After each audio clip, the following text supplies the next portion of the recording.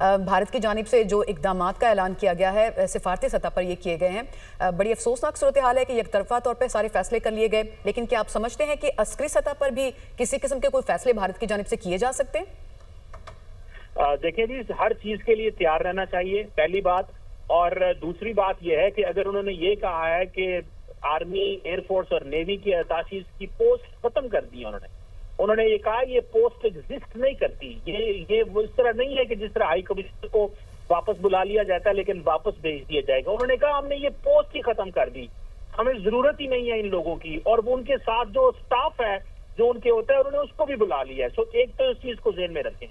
दूसरी बात जो सबसे इंपॉर्टेंट है ना, मैं चाहता हूँ कि सुबह जो पाकिस्तान की सिक्योरिटी कमेटी की मीटिंग हो रही है वहां पे क्या होना चाहिए, ये पूछा जाए ये जो बाकी 30 इंडियन डिप्लोमेट इधर इस्लामाबाद में है वो क्या करेंगे यहाँ पे। तो क्या पाकिस्तान इन हाई कमिश्नर को बंद नहीं कर सकता? अगर वो फैसला कर सकते हैं, देखिए पाकिस्तान के अंदर इतने दहशतगर्दी के वाकयात हुए हैं, पाकिस्तान हमेशा डिफेंसिव रहता है, बंदे भी हमारे शहीद होते हैं और वो कहते हैं जी आपका कसूर।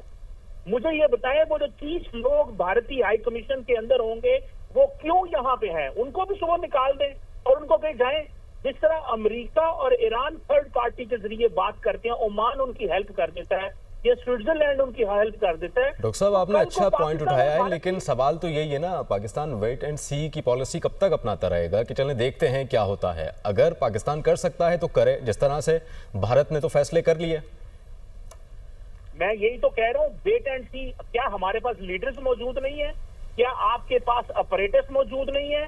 क्या आपके पास निजाम मौजूद नहीं है? क्या आपके पास फौज नहीं है, डिप्लोमेट नहीं है? क्या आप दुनिया को अपना पोजीशन को एक्सप्लेन नहीं कर सकते?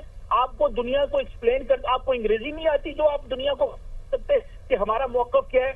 हमें ये डिफेंसिव मोड से बाहर निकले। खुदारा पाकिस्तान के अंदर उन्होंने तरफलाट मचा के रखा है। यहाँ पे वो सुबह दोपहर शाम पाकिस्तान के अंदर लोगों को कत्ल करते हैं, तो हायर गनमैन हायर करते हैं, वो पैसे देता है, पाकिस्तान में बंदे मार देते हैं।